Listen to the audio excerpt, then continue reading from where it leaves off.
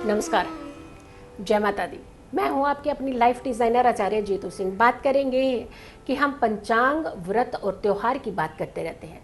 जब भी हम ये जान जाते हैं कि किस तिथि को कौन सा इवेंट पड़ने वाला है, कौन सा व्रत या त्यौहार पड़ने वाला है, तो हमारा वो त्यौहार नहीं छूटता है।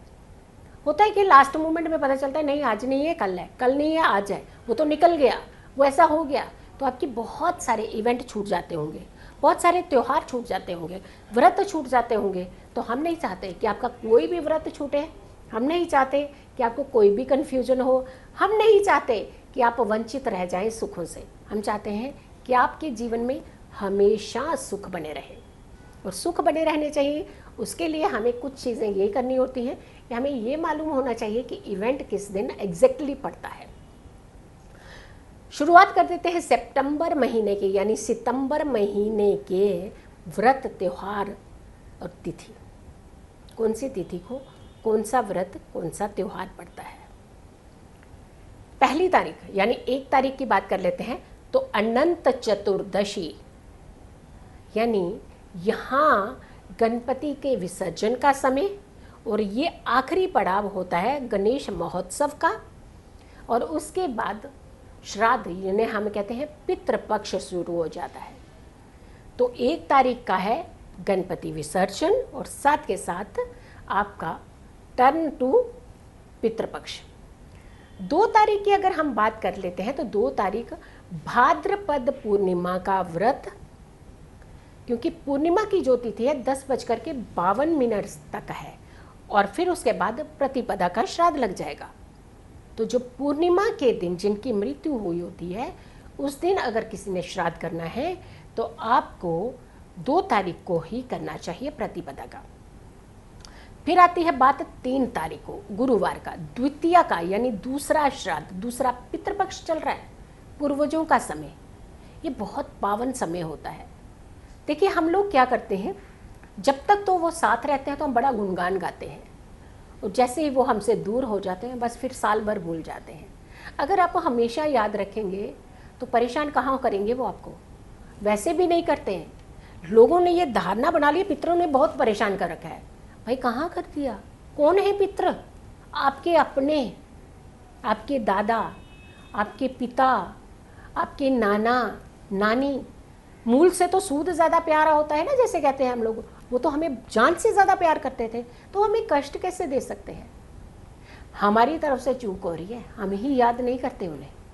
वो तो और भी बहुत कुछ देने के लिए तैयार हैं।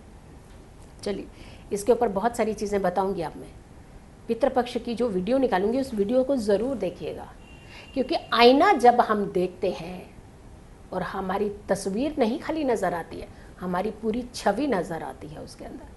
तो इसीलिए हमें ही कुछ करने की ज़रूरत होती है। चलिए, ये बात हम दूसरी वीडियो तक रखेंगे। 3 तारीख का गुरुवार का द्वितीय का श्राद्ध, जिसकी तिथि है 12:27 तक। 4 तारीख शुक्रवार कुछ नहीं है, यानी तिथि का क्षय है, तो ऐसे में श्राद्ध पितृपक्ष जो है 4 तारीख को नहीं है कोई भी श्राद्ध। 5 तारीख की शनिवार की बात करते हैं हम लोग। 5 तारीख को आपने तृतीया का श्राद्ध करना है, और गणेश चतुर्थी व्रत भी, श्री गणेश चतुर्थी व्रत भी है, उस दिन व्रत भी रख सकते हैं। और तृतीया का श्राद्ध, मेन चीज़ है श्राद्ध कौन से दिन पड़ रहा है आपको, ताकि उसी हिसाब से पितृपक्ष का जो प्रॉपर विधि से जो श्राद्ध करने तर्पण करते हैं वो उस तरीके से आप कीजिएगा। 6 तारीख का रविवार है, चतुर्थी का श्राद्ध है। 7 तारीख सोमवार पंचमी का श्राद्ध है। 8 तारीख का मंगलवार षष्ठी का श्राद्ध है, और 9 तारीख का बुधवार को सप्तमी का श्राद्ध, लेकिन साथ के साथ मंगल वक्रीय हो रहे हैं। 9 तारीख की अगर हम बात करते हैं गुरुवार यानी अष्टमी का श्राद्ध। 10 तारीख की 9 तारीख की बात करते हैं बुधवार सप्तमी का श्राद्ध और मंगल वक्रीय हो रहे हैं। 10 तारीख गुरुवार अष्टमी का श्राद्ध।